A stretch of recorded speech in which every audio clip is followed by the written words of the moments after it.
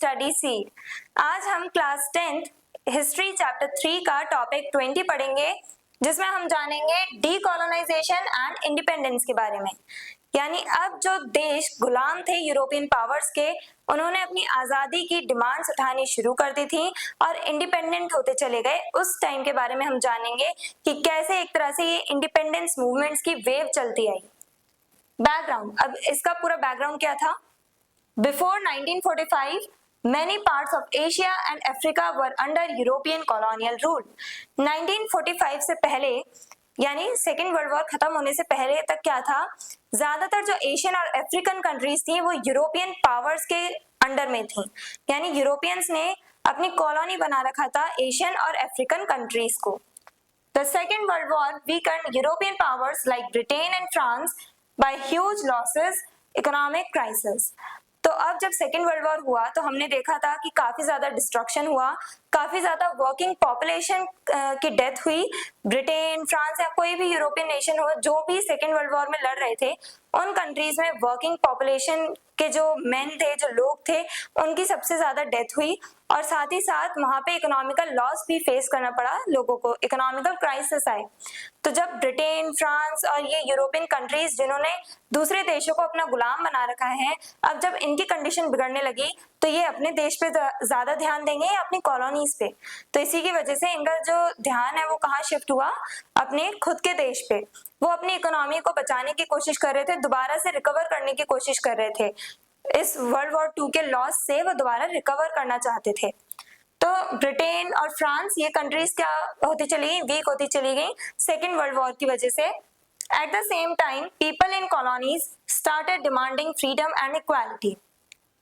और इसी टाइम पे जब ये कंट्रीज, यूरोपियन कंट्रीज वीक होती चली गई, तब इनकी जो कॉलोनीज थी वहां पे लोगों ने डिमांड करनी शुरू कर दी आजादी को लेकर के।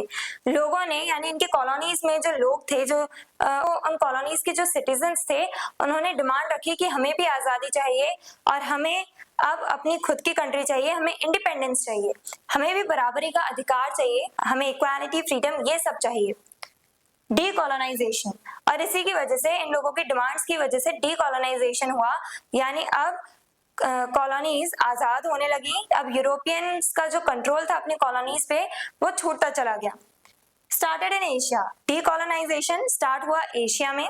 इंडिया को 1947 में आजादी मिली, 1948 में श्रीलंका को आजादी मिली, 1949 में चाइना, इंडोनेशिया को आजादी मिली और ऐसे ही पूरी वेव चलती चली गई। यानी काफी देश आजाद होते चले गए और ये डीकोलोनाइजेशन स्टार्ट कहाँ से हुआ? एशिया से ही हुआ। Later spread to Africa during 1950s to 1970s.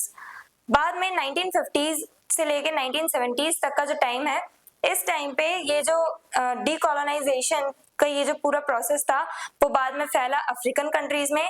Africa में भी 1950s से 1970s में लोगों ने डिमांड करनी शुरू कर दी अपनी आजादी को लेकर के, और काफी सारी कंट्रीज एक तरह से इंडिपेंडेंट होती चली गई इस टाइम पे इन अफ्रीका। इंडिपेंडेंस मूवमेंट्स, लेकिन क्या ये जो डीकोलोनाइजेशन हो रहा था वो इतना इजी था?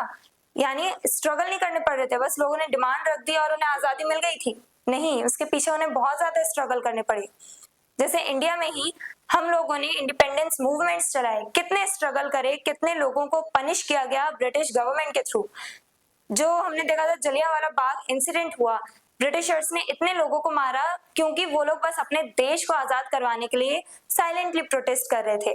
तो इंडिपेंडेंस मूवमेंट चलाए गए थे। जैसे इंडिया में दो फेमस हैं movements, non cooperation movement, civil disobedience movement, ये चलाए गए अपने इंडिपेंडेंस के लिए। और सिर्फ इंडिया में ही नहीं, डिफरेंट पार्ट्स में, अलग अलग कॉलोनीज में, पूरे वर्ल्ड में जो डिफरेंट कॉलोनीज हैं वहां पे एक तरह से मूवमेंट्स चलाए जा रहे थे अपने इंडिपेंडेंस के लिए।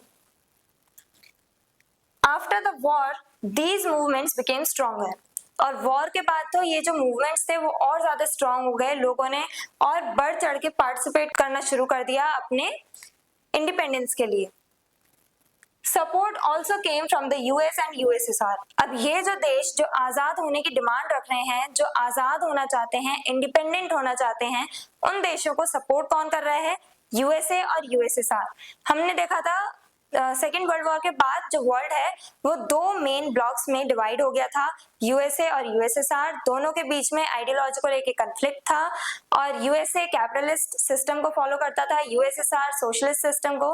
तो दोनों की आइडियोलॉजी मेल नहीं खाती थी, जिस वजह से इन दोनों के बीच में टेंशंस बनी रहती थी और यही कोल्ड वॉर का टाइम पीरियड कहलाया गया 1945 से 1991।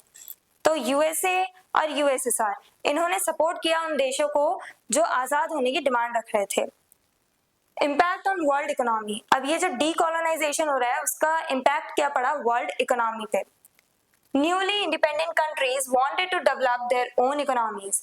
अब जो देश अभी आजाद होने लगे हैं, अभी नहीं, जैसे उस टाइम पे जो देश आजाद हो रहे थे रिसेंटली, जो कंट्रीज इंडिपेंडेंट होती चली गई, वो जो न्यूली इंडिपेंडेंट कंट्रीज थी उन्होंने खुद की इकोनॉमी डेवलप करना शुरू किया। अब उनकी अलग इकोनॉमी होगी।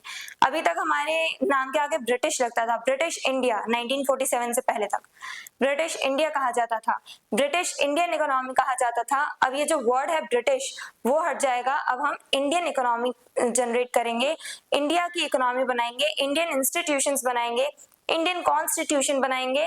और उसके बाद 1947 के ही बाद से इंडिया जब इंडिपेंडेंट हुआ तो अपने हिसाब से जीरो से स्टार्टिंग करेगा। जीरो से क्यों, वो भी जानेंगे। Many joined international institutions like IMF, UNO, etc.